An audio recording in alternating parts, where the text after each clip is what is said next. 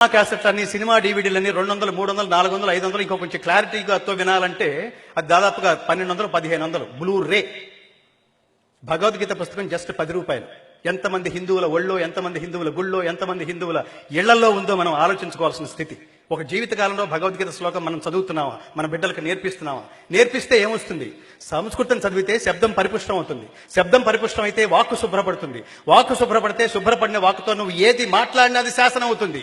ఎప్పుడైతే నువ్వు మాట్లాడే మాట శాసనమైందో ప్రపంచమంతా నిన్ను అనుసరిస్తుంది. ఈ స్థాయికి నువ్వు ఎదగాలా వద్దా, ఇది ఆలోచింపచేస్తుంది భగవద్గీత. ప్రపంచంలో ప్రతి దేశం మా దేశానికి రమ్మని ఒక్కొక్క మాన్యుమెంట్ చూపిస్తుంటుంది. అమెరికా ఏం చూపిస్తుంది? Statue of Liberty. దుబాయ్ ఏం చూపిస్తుంది? బుర్జు దుబాయ్ అని సముద్రంలో కట్టబడిన ఒక కట్టడం చూపిస్తుంది. అట్లాగే లీనింగ్ టవర్ ఆఫ్ పీసా ఒక దేశం చూపిస్తుంది. ఈఫిల్ టవర్ ఇంకో దేశం చూపిస్తుంది.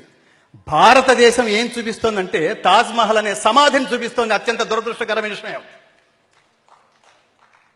మాకు ఇది కనిపిస్తోంది, మీకేం కనిపిస్తోందో చెప్పమని నారాయణ రెడ్డి గారిని అడిగారు. భారతదేశం అంటే సమాధా అని అడిగితే ఆయన అదనలేదు. నా దేశం భగవద్గీత, నా దేశం అగ్ని పునీత సీత, నా దేశం కరుణాంతరంగా, నా దేశం సంస్కార గంగా. ఇది భారతదేశం.